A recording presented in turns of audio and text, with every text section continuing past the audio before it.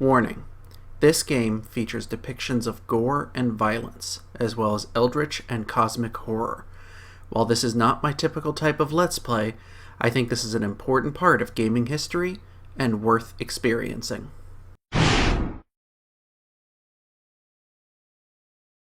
Deep into that darkness peering, long I stood there, wondering, fearing, doubting. Hey everybody, this is Jerichos, and welcome to my brand new Let's Play. I'm playing something very different from what I normally play. Nintendo. It's a game from Nintendo, but it's a horror game. You too will come to understand fear as I have. This is a game that I first experienced my early years of college, and I think it's kind of a fascinating game. So I want to experience it again with you guys. It does something different than a lot of horror games do, and I think that's why I actually like it. We'll get into the specifics of that as the game goes on, but needless to say, this is gonna be a weird one. I am not usually a fan of horror or anything like that. I don't play the Resident Evil games, Silent Hill, anything like that. And this definitely has some similarities gameplay-wise to them, but there's a couple particular reasons why this game has stuck with me throughout the years. Now, it can be a little gross at times, point in case, but it's not too bad. And this game doesn't really rely on jump scares as much. So, that being said, let's just go ahead and jump into it and see what we're going to experience as we play Eternal Darkness, Sanity's Requiem. And we've got kind of a cool title screen. We've got a weird eclipse planetary alignment thing happening, a strange altar of stones, and what we can only presume is our main character on the right here.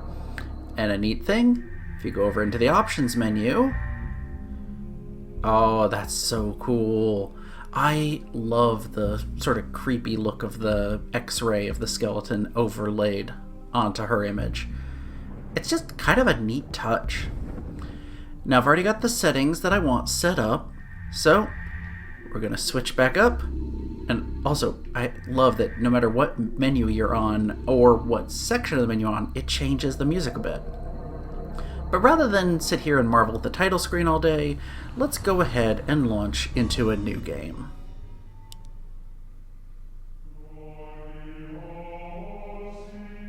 Flesh, bone, bound together with the oddest magical incantation. This wretched book is where it all began so long ago. Before time, before humanity. I am Dr. Edward Roivas. I am a clinical psychologist. I am also dead. This is not my story, nor even the story of the Roivas family. It is the story of humanity. Like it or not, believe it or not, as you will. Your perceptions will not change reality, but simply color it. Humanity has been on the edge of extinction for 2 millennia, ignorant of so much and dependent on so few. The Guardians grow restless, their time once again near. Whether by fate or misfortune, my family has crossed their path, and they didn't take kindly to it. Their attention turns to my granddaughter, for she is the last of my line, and the last hope for humanity. And sure enough, here is our character we're playing as. And she's in a room surrounded by animated skeletons wielding a shotgun. Press the A button and blow them away. Move kind of slow, but keep shooting. You'll take them out one hit. Don't let them get too close, although they do keep coming. And eventually, you run out of ammo. That's not good.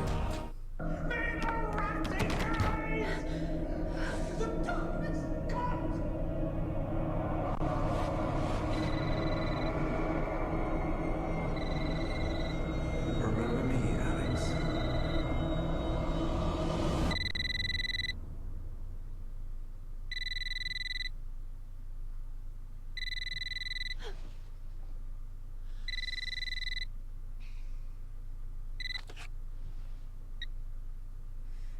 Hello? Miss Alexandra Roivas? Yeah, who's this? This is Inspector LaGrasse of the Rhode Island Police. I'm sorry to disturb you, but there's been an accident with your grandfather. I'll be on the next flight out.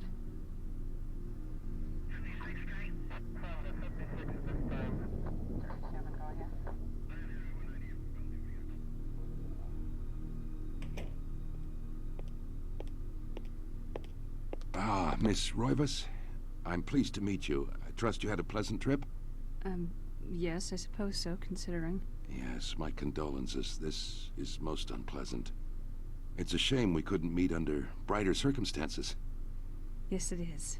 Can we get this over with, please? Of course, this way. But I must warn you, it's not a pleasant sight.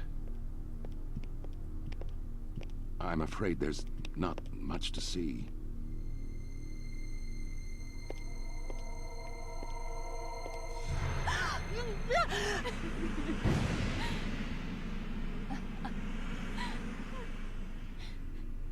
Miss Roivas, is that your grandfather, Edward?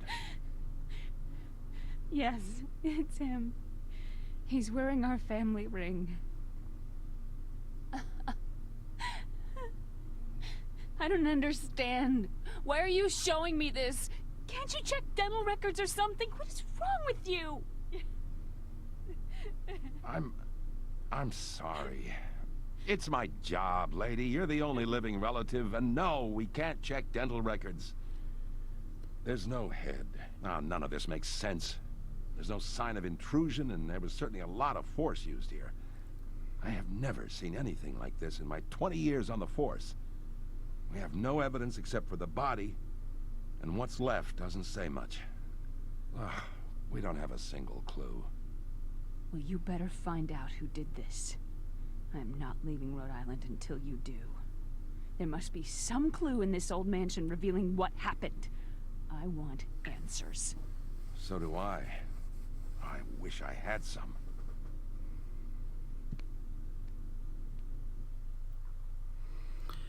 Shocked by her grandfather's mysterious death and frustrated at the incompetence of the local police, Alex vows to uncover the truth.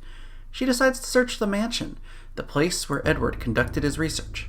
If there was a tie to his past, and possibly a tie to his murderer, it would be here. And we have Alex. We're in control of her. We've got a menu here. The use function allows the manipulation of inventory items within the current room. Equip allows you to ready a weapon. And check allows the examination of objects within the inventory. And we can switch back and forth between different sections of the interface. So right off the bat, we've got the second floor key, an item already in our equipment. Let's take a look at it. This is the key to the second floor of the Roivas mansion. It looks very old and worn. Well, let's hold on to that in case we need to get to the second floor. Let's take a look at the map as well. All we have is this first room. So comparisons are already being drawn to Resident Evil because we've got, a mansion, mysterious stuff going on, but it's going to deviate a bit. You can look at the journal to review the cutscenes you've seen, and we can check options, but we're good on all of that. So, let's wander around and see what we can find. First thing first, head back toward the door. The call of the mansion beckons to Alex, drawing her back to uncover the family secrets it hides. Alex will not leave till she has learned what happened to her grandfather.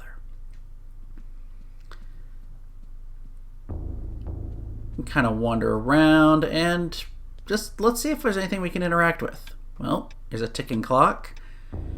If you look at stuff, a lot of times you can get more details by pressing the B button again. A beautiful carriage clock. The hands appear to be stuck, yet the clock continues to tick, with the time permanently set to 3:33. Huh. I think that was the time she actually woke up at in her apartment or house or wherever she was.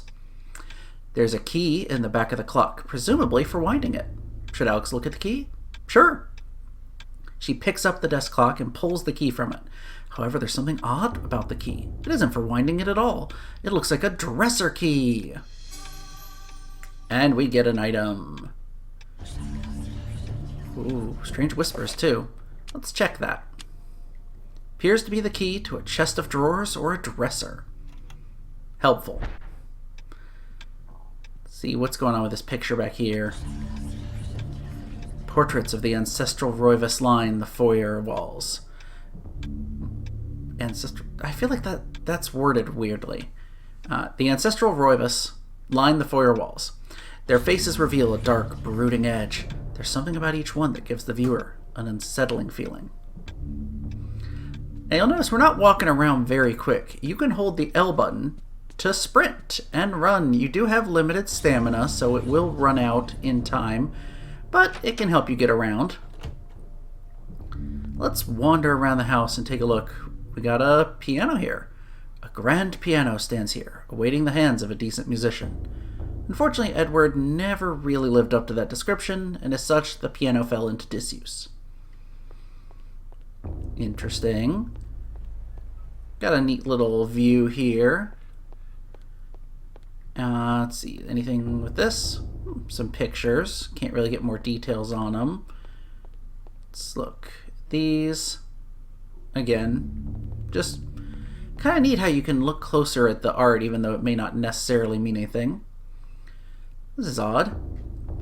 The illustration features a collection of strange line designs related to each other in a cyclical manner. There appears to be some significance to it, but it isn't particularly evident.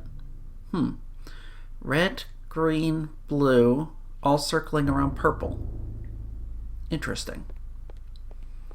Well, let's head out of this room. Nothing else to find in here. Let's check this side. We found the dining room. Nothing to view over on the table here.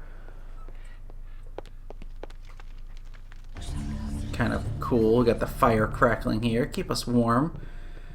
And this is interesting. A wooden plaque is fastened to the door, taking the place of the lock. A colored sigil is carved in the wood above a wide slot. The slot is just wide enough to insert a narrow blade. Very peculiar. Nothing else we can do in this room for now. These two doors connect to the same room. Yeah, you can check. The map fills in as you enter the room, so that's kind of nice. But nothing else we can do here. You know what? Let's check the upstairs. More of these creepy pictures. It says the same thing as the one down there, but just man, they're weird looking. Very, very unsettling. Oh, door's locked. Well, we just so happen to have the key. So when you're standing in front of the locked door, use it. The key comes apart in the lock. The key to the second floor is broken. Perhaps there's a way of repairing it? You picked up the broken second floor key. So that's not going to be doing us any good for the moment. So we'll hold on to it. Maybe we can do something with it later. For now, let's head down and let's see, is this the room I want to go in first? No. I'll come back to this one in a second. Let's head to this one. Oh, this door is locked. Well, never mind. Indeed, we are going in this door. So let's wander in here. Strange device here. Looks kind of like an observatory. Not really much we can do with this. A brass-framed mirror is set into the wall. The mirror's direction can be adjusted by means of 2 crankshafts set below it. Curious device. Is it related to the telescope in some way? I'm not going to adjust the mirror because I don't know what I'm doing with this. See anything to interact here? Nope. But you can look closer here. A globe cradled in a wooden frame. Its glossy surface is painted in the likeness of an ancient map. A lens is situated in the northern hemisphere, above a label that reads, "There be dragons here." Very, very odd room. Well, I'm sure its purpose will be made clear in time. For now, let's wander through the library. Man, he had a lot of books. And eventually come to this other end of the study. Anything to find here? Messy desk, but nothing of note. Oh, something to examine here. A slight draft can be felt issuing from beneath the bookshelf, almost as though a vent or empty space is behind it. Big creepy mansion. You know there's got to be something hidden behind there. Hey, big grandfather clock. This looming grandfather clock seems to stand ominously in the corner, gazing on this empty room with an almost patriarchal air. Uses the left stick going left and right to adjust the clock hands. Should Alex adjust the clock hands? Well, we've been given a hint. The carriage clock and her alarm clock both had the same time. So, let's change the time to 3:33. Yeah, it had some significance there. Opened up a secret passageway. Let's find what's back here. Ooh, unfinished walls. The whispers are getting louder. What's in this hidden room?